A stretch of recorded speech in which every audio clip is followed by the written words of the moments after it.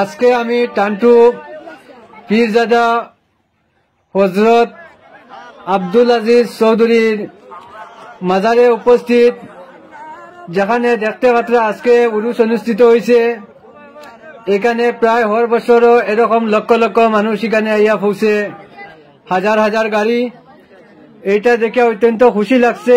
আর এরকম হামেশা হর বছর এরকম চলতো। আমরা বেশি বেশি এখানে যাওয়ার চেষ্টা নিতাম, যাতে আমরা পীরলির রোজাত গিয়া আমরা দিলটা একটু নরম হয়, মায়া মহব্বত বাড়ে, আর আমরা বেশি বেশি দুনিয়ার সঙ্গে সঙ্গে দিনের কাম করার আল্লাহকে তৌফিক দেয়।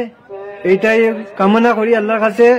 আর আমি আল্লাহর কাছে লাখ লাখ শুকর গুজারিশ করি যে আমারে আজকে এই জায়গাতে পৌঁছাইছে, আর এরকম হর বছর আল্লাহকে আমারে পৌঁছাইতো, এটাই আমি কামনা করি, দোয়া করি, আশা করি।